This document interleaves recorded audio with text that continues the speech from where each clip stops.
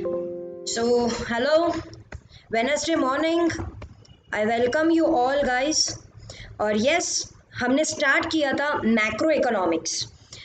Macro economics में हमने देखा था कि व्हाट इज़ मैक्रो इकोनॉमिक्स, और उसके बाद हमने डेफिनेशन अब एक बार हम रिवीजन कर लेते हैं। तो मैक्रो इकोनॉमिक्स मतलब कि एक बड़ा पार्ट एक कंट्री का, जब हम national income, population, general price level, जब सभी चीज़ें हम देखते हैं तो हम मैक्रो इकोनॉमिक्स सीख रहे हैं।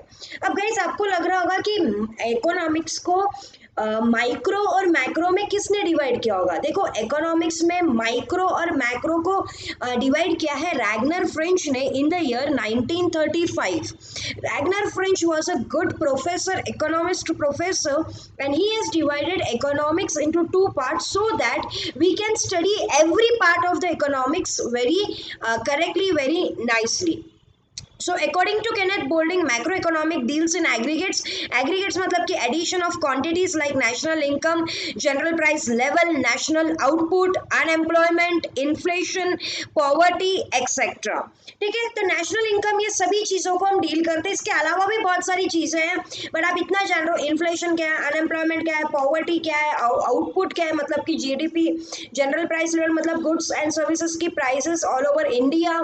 ठीक है, ये होता है national economics, sorry macro economics.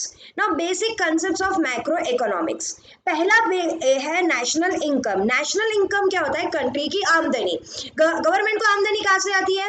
Government को आमदनी आती है टैक्सेस से, और गवर्नमेंट को आमदनी आती है पेनल्टीज या फाइन से।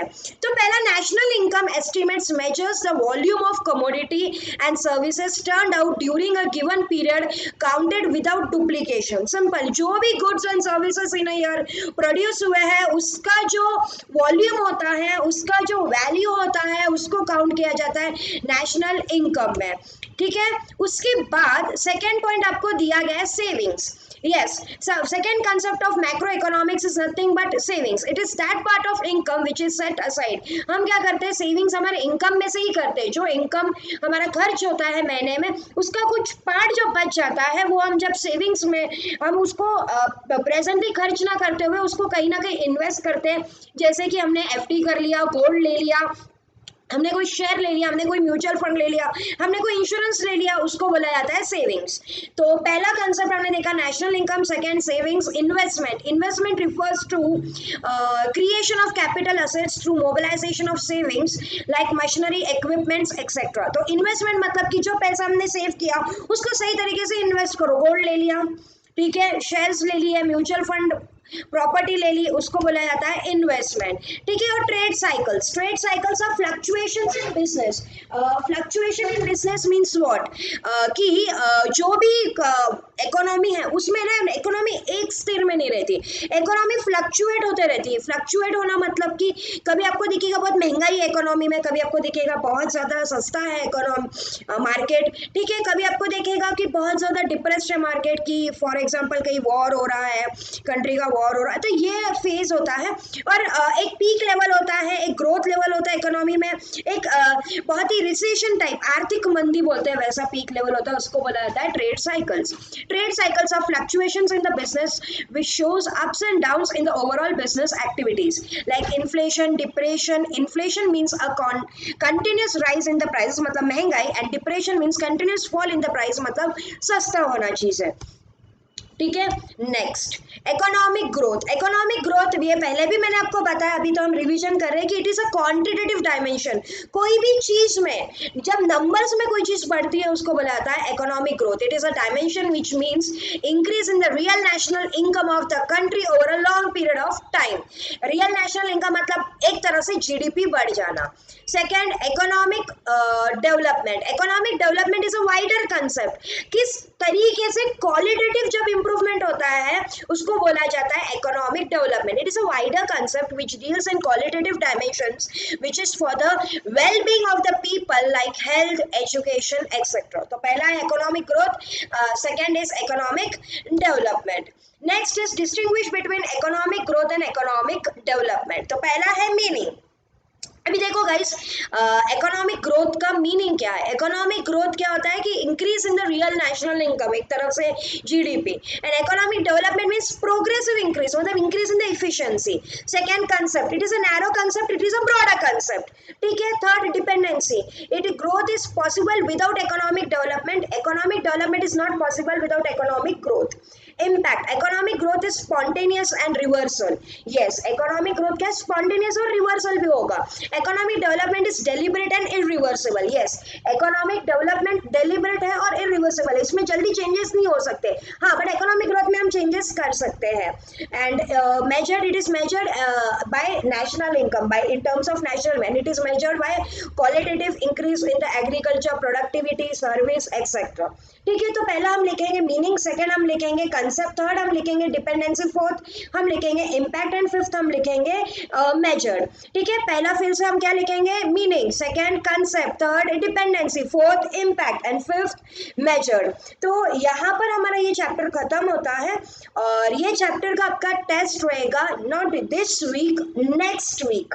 ठीक है, ये वीक में नहीं लेंगे हम, नेक्स्ट वीक को सैटरडे को आपका टेस्ट रहेगा। उसके पहले आपको मैं मंडे को इन्फॉर्म करूंगी कि पहले चैप्टर पे टेस्ट रहेगा, तो कैसे टेस्ट को लिखना है आपको। ठीक है, मैं एक बात बोल दूं आपको कि गाइस, आपके पास आपको आता सब कुछ रहेगा, बट आपको टाइम बहुत इंपॉर्टेंट रहेगा, तो टाइम मैनेज करना है आपको। ठीक है, अब हम स्टार्ट करेंगे the next chapter, that is, जैसे कि आपको पिक्चर दिखाई दे रहा है तो आपको ये समझ जाना चाहिए कि पैसे, और पैसे मतलब कि next chapter is about money. See, पूरी इकोनॉमी एक ही चीज पे चलती है, वो है फाइनेंस, और फाइनेंस को बोला जाता है money. Without money no economy can run. अगर समझो कि आप सोचो कि मनी नहीं है और सब चीजें आपको अगर लेनी है, आप सब आराम से ले सकते हो, नो डाउट, बट आप सोचो कि कितने लोग हैं दुनिया में और कितने मांग रहेंगे, तो क्या उतना प्रोडक्शन है क्या? नहीं। तो मनी एक बेस है कि जहाँ पर अपन क्या कर सकते हैं, अपने नीड्स को क्या कर सकते हैं, सेटिस्फाई कर सकते हैं। ठीक है, सो मनी कैसे इवॉल्व हुआ ये तो मैंने आपको बताया था। ठीक है, मैंने आपको बताया था कि how money was involved. Money is the key of the economy, the main economy run through only one resource that is called as money. ठीक है, तो यहाँ पर हम देखेंगे कि पहला आपको दिया गया है barter system. A barter system is an old method of exchange. Yes, barter system क्या है? Old method of exchange. हम ओल्ड मेथड देखते हैं कि exchange of goods in return of goods. ठीक है, this system has been used for centuries and long before money was invented. ठीक है, तो जैसे ही पहले पैसा नहीं था तो बार्टर सिस्टम यूज किया जाता था। बार्टर सिस्टम के पहले भी एक सिस्टम था गाइस, उसको बोला जाता था कि हॉर्स एक्सचेंज करना, गुड्स के बदले हॉर्स देना, काव देना। ठीक है, ये एक सिस्टम था बार्टर सिस्टम के पहले। तो हॉर्स एक मेन था, उसके बाद कैमल एंड हॉर्स, और उसके बाद फिर बार्टर सिस्टम शुरू हुआ। अब बार्टर सिस्टम का क्या था? कोई रूल नहीं था। ठीक है, जो इंसान जो प्रोड्यूस कर रहा है वो अपना एक प्रोडक्शन देता है कि दूसरे इंसान को, और वो जो प्रोड्यूस कर रहा है वो उससे लेता है। समझ में आ रहा है कि देखो यहाँ पर एक इंसान ने बनाना कल्टीवेट किया या, और सेकेंड ने एप्पल किया है, तो एप्पल वाला बनाना एक्सचेंज कर रहा है, बनाना वाला एप्पल एक्सचेंज कर रहा है। तो simple, this is nothing but exchange. ठीक है, people exchange services and goods for other services and goods in return. अब सर्विसेज भी वो हो गया, वो कैसे कैलकुलेट कर रहे होंगे वो उनको ही पता है।